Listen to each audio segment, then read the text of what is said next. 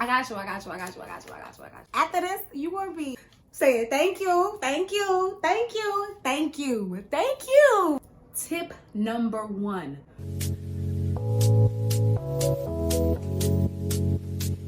List as many perspectives as you can. You get laid off from your job. You're no longer working. We get it. How can you look at that with multiple perspectives? Now get to spend more time with my kids.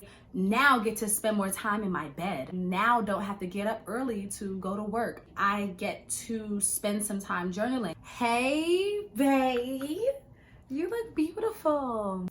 This is Keeping Up with Kalilah. I'm Kalilah. Welcome back to the dancery, honey. And if you're new to this channel, please hit the like button and subscribe and join this party. Stop playing. We have fun over here. This is a video about finding gratitude amidst places where it don't really look like there's too much things to be grateful for around you. We all know we're going through some crazy things right now. I have 5 tips that I'm gonna share with you to pull the gratitude out of the place so you can remain centered and in reception of the karmic energies, okay? So if you're interested in that, please stick around. Let's get into the video. Gratitude is the quality of being thankful or the readiness to show appreciation. With gratitude comes all of the things that we want to experience and to have happen into our lives. But what happens when we can't see the things to be grateful for? How and what can we do to see? All right, after this, you will be saying thank you, thank you, thank you, thank you, thank you. New York City want to be loud.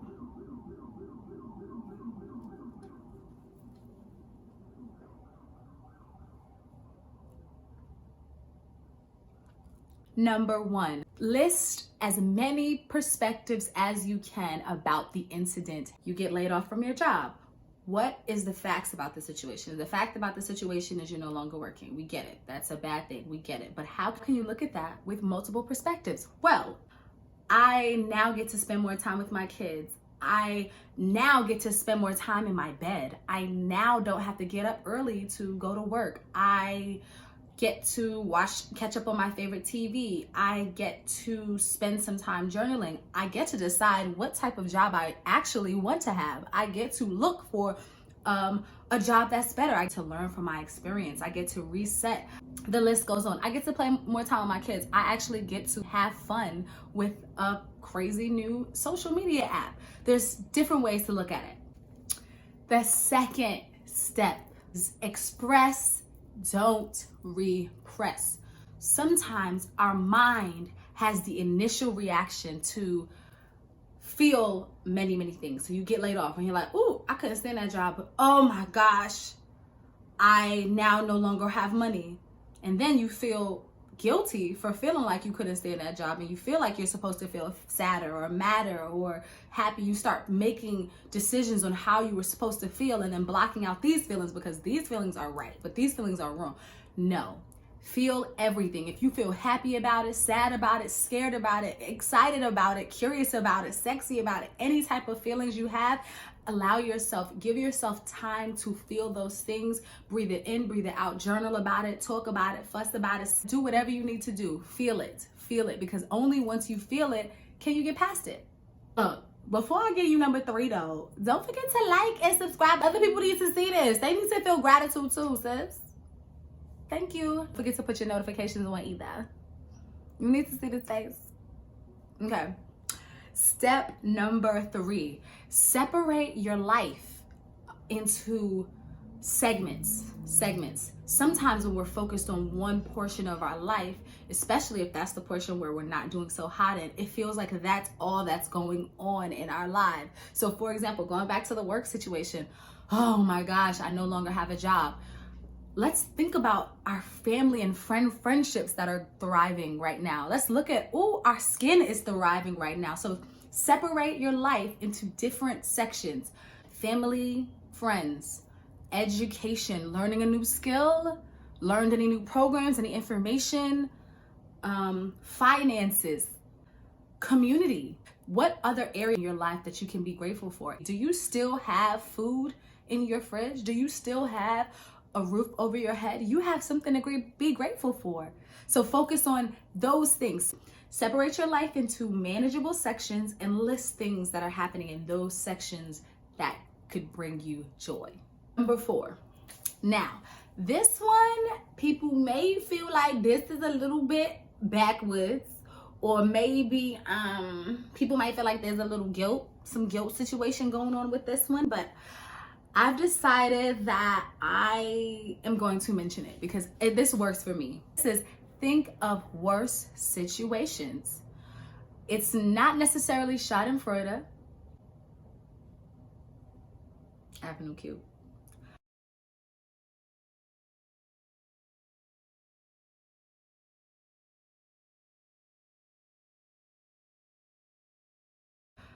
It is perspective.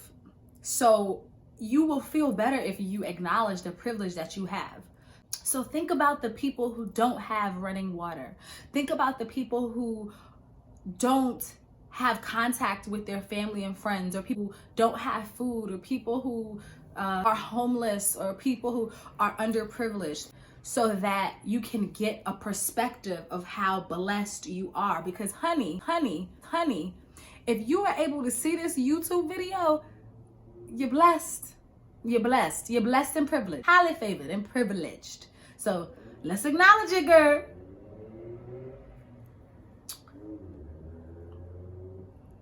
And for the 5th and final tip,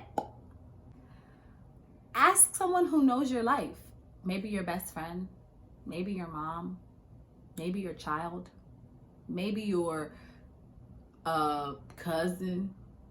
Ask someone close to you to open and transparent, because listen, gratitude is about the heart. So if you go and close up your heart to your people, then how you expect things to come in, because you close it out. We got to have open hearts. We have to have open hearts and loving positive spirits. And that includes showing and sharing our love and positivity. So you ask your loved one, can you tell me some things that you see about my life that I should be or could be grateful for?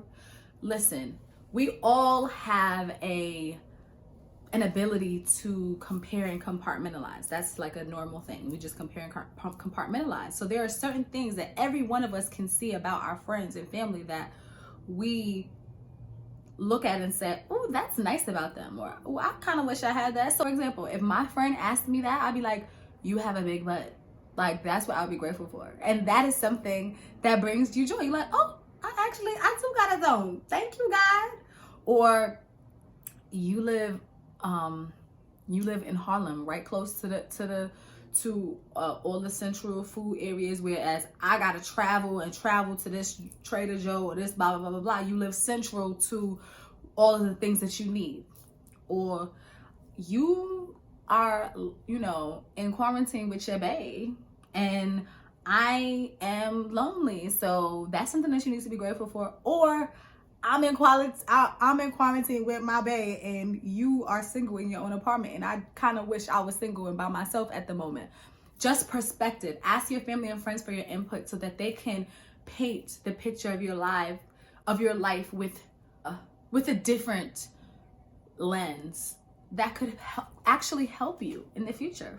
Please comment below if you have any tips and tricks to how to stay grateful, because I'm always looking for them. I try to stay always in an attitude of gratitude. So join me in this attitude of gratitude. Thank y'all for joining the Dancery, honey. Dancery.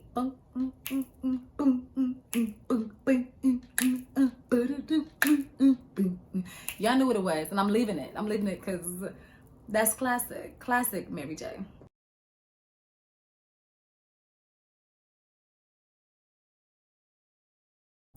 If you found anything of value in this video, please like the video and subscribe to the party.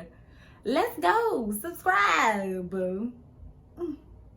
Come back for more. See you on my next video. Hi, baby. Is it? You're probably gonna be like 20 minutes. No, you don't have to. I'm just saying when you're done, you know. Okay. That's right. Thank you, baby.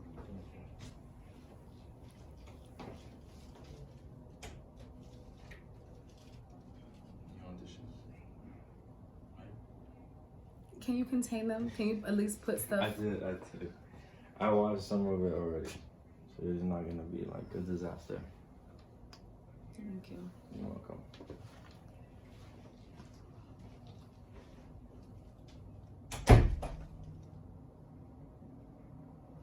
Okay, tip number 1.